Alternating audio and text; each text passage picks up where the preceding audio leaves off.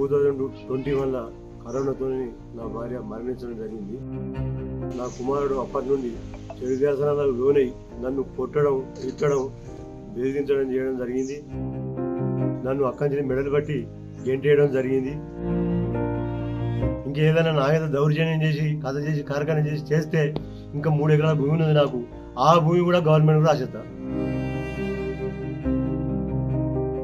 ఆస్తి చేజిక్కించుకుని తన సంరక్షణను మర్చిన కుమారుడి ప్రవర్తనపై విసుగు చెందాడు తండ్రి. ఆస్తిని తీసుకుని కనీసం తిండి కూడా పెట్టలేదు. దీంతో తన పేరిట ఉన్న వ్యవసాయ భూమిని ప్రభుత్వానికి అప్పగించాడు. హనుమకొండ జిల్లా ఎల్కతుర్తి మండల కేంద్రంలో జరిగింది ఘటన.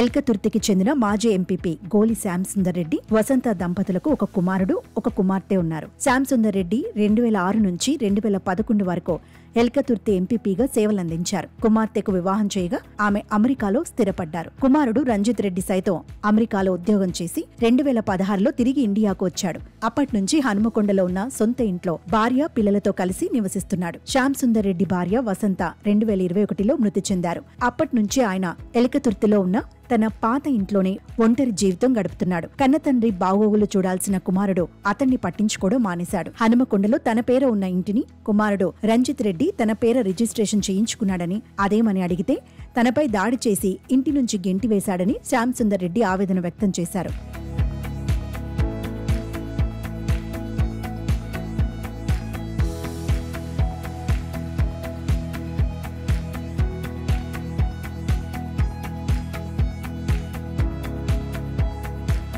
తన భార్య వసంత పేర ఉన్న 3 ఎకరాల భూమిని సైతం కొడుకు విరాసత్ పట్టా చేయించుకున్నట్లు ఆయన తెలిపారు. దాంతో పాటు తన కుమార్తెకు పసుపు కుంకుమల కింద ఇచ్చిన వ్యవసాయ భూమిని సైతం రంజిత్ రెడ్డి ఆక్రమించుకుని సాగు చేసుకుంటూ ఇబ్బందులకు గురి చేస్తున్నట్లు చెప్పారు. తనను ఆదరించని, బుక్కెడు బువ్వ పెట్టని కుమారుడికి తన ఆస్తి దక్కనివ్వనన్నారు. ఈ మేరకు తన పేర ఉన్న 6 ఎకరాల వ్యవసాయ భూమిలో 3 ఎకరాల భూమిని ప్రభుత్వానికి అప్పగించాలని నిర్ణయించుకున్నారు. ఈ మేరకు హనుమకొండ కలెక్టర్ స్నేహ శవరీష్, ఆర్డీఓ రమేష్ రాథోడ్ను సోమవారం కలిసి 3 కోట్ల విలువ గల 3 ఎకరాల భూమిని ప్రభుత్వానికి అప్పగిస్తున్నట్లు వీలునామా రాసి అధికారులకు అప్పగించినట్లు పేర్కొన్నారు. ప్రభుత్వానికి అప్పగించిన భూమిలో తన భార్య వసంత జ్ఞాపకార్థం పక్కా భవనాలను నిర్మించి ప్రజలకు అంకితం చేయాలని కోరారు. తల్లిదండ్రులను ఆదరించని ప్రతి వ్యక్తికి ఇది ఒక గుణపాఠం కావాలన్నారు. ఒక 3 ఎకరాల భూమి మనం గవర్నమెంట్ కు డొనేట్ చేసి ఉంటే మంచి పేరు నీకుంటది, నాకుంటదని చెప్పడం జరిగింది. ఆమె జ్ఞాపకార్థం, ఆ కోరిక నెరవేర్చే కోసం ప్రభుత్వానికి 3 ఎకరాల భూమి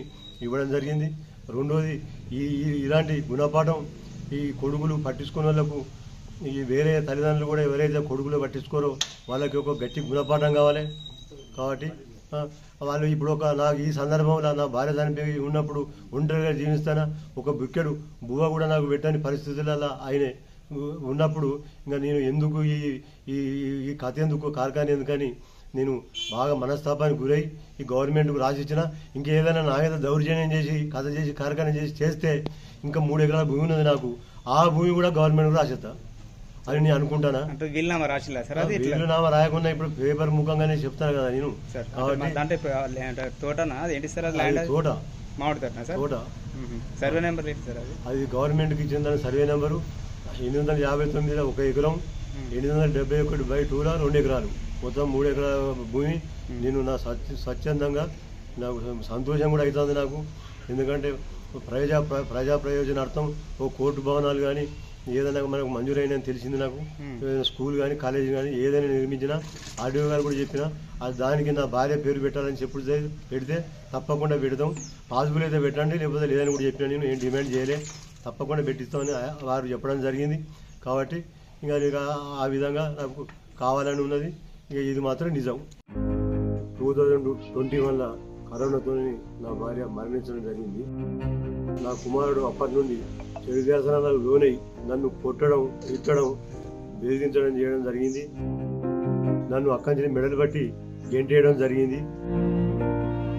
ఇంకేదైనా నా మీద దౌర్జన్యం చేసి కథ చేసి కార్ఖాన చేసి చేస్తే ఇంకా 3 ఎకరాల భూమి ఉన్నది నాకు. ఆ భూమి కూడా గవర్నమెంట్ రాసేద్దా.